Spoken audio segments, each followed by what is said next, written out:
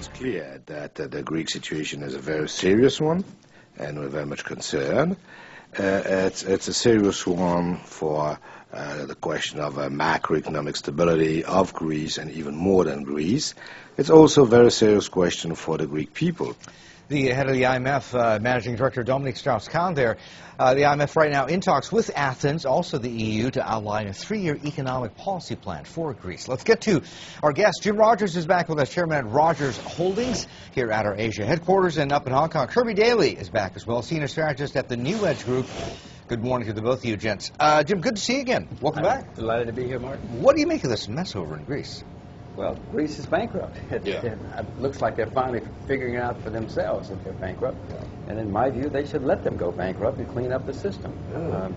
No, Martin, let me explain. If Greece went bankrupt, it would clean up the system. The euro would go down for a while. But then, in my view, the euro would be a very strong currency because people would say, okay, they're going to have a hard, strong currency, and Europe is not going to put up with this. Otherwise, what's going to happen when the next country, and the next country, and the next country? Was it the Eurozone project, Jim, or was it a case of that being selective? No, I would let everybody who's bankrupt go bankrupt. All right. I mean, that's the way the world's supposed to work. Ouch, ouch. Kurt, what do you think? I mean, it's hard to disagree with that based on the success ratio of bailouts we've seen in the past. In the fact that when you look at the history, look at this time it's different by Reinhardt and Rogoff, there have been defaults throughout history in countries that we're talking about today numerous times. This is a natural part of the cycle, and trying to stave off the type of default when you get past the point of no return will just put off the inevitable and probably make the end result even worse. And the fact that we're just hearing the director of the IMF come out with these statements today when we were saying these things back in January and February shows you that they haven't made much progress. It's been all rhetoric along the way. There's no easy solution. This is an economy, just to use the Greek context, that is still trundling along on life support. I mean, whether the patient is actually DOA and being kept on artificial life support, anybody's guess at this point, but there are still the doomsayers out there who insist that there are going to be more sovereign issues. I mean, they're just going to pop up and crop up, but we've staved it off. They're not going away. We've staved it off. That's right. We're putting off the inevitable. These things will not go away. We can't go away. We have to work through the debt, and the reason that they're trying to put it off is just what Jim alluded to. We have behind that, as we all know, Spain, Portugal, Italy, and then Ireland still has problems to deal with, but mostly the first one probably coming up next is Spain. They're slightly different dynamics. These are very real. Europe cannot afford to take care of all these problems. That's why they're not pushing the issue. They're buying time. Guys, you seem to have a similar negative view on the Eurozone. And Jim, I've got to ask you, we're looking at the euro this morning dropping to a fresh one-year low to the dollar. Do you think this is pricing in all the bad news, or do you think there's more downside to come?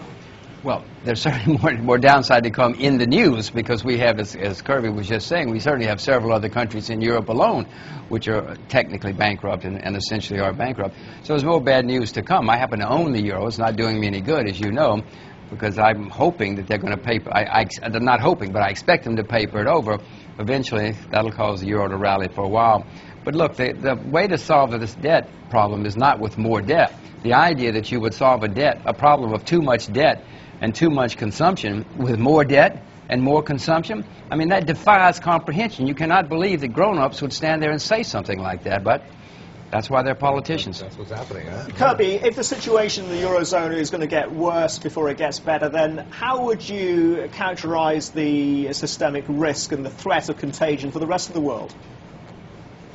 Contagion is one issue. The idea that the Eurozone is going to be under this type of pressure economically, dealing with these situations for not quarters, but years to come, means we cannot expect a rebound in consumption from there, which means that this elusive rebound in manufacturing we expect to drive jobs in the U.S. is probably going to be tougher to come by. The world depends, for in a large part, on strong consumption out of Europe as well, not only the U.S. That is unlikely to manifest itself in the current situation. Contagion between governments is not as much of a risk. Every situation will be evaluated by the bond markets on its own merits. The problem is bond markets are going to get more and more skeptical, and with the ratings agencies stepping up to the plate and finally doing their jobs, these issues are likely to come to the forefront again and again. It's less contagion, more like we realize that these problems aren't going away. Yeah, and it's very sort of trite to say you can't treat a debt problem with debt, but it's true. It's not trite. Fair enough. Okay, which sort of leads to the ultimate point here.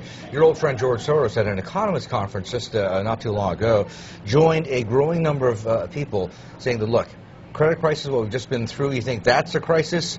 Wait till you see what happens when this whole sovereign debt crisis blows up. Of course, Kirby, it's not just the Eurozone. We've got the United States of America, which is basically bankrupt. We've got the UK, which is bankrupt. These are huge economies. To a double dip. Well, I don't know how you define double dip. I do know that the next recession, whenever it comes, is going to be much worse because, I mean, America cannot quintuple its debt again. The UK cannot sextuple its debt again. I mean, there's just no more slack in the system. So when we have the next recession, and look, we've had recessions every 4 to 6 years since the beginning of time. We're going to have more by 2012 or who knows when, if not before. Then it's going to be much, much, much worse. They've shot their wad. There's nothing left. Okay, get back to talk a lot more with Jim Rogers from Rogers Holdings. Also, Kirby Daly from New Edge Group. Questions for either or both of them, email us. You know what to do at squawk@cnbcasia.com.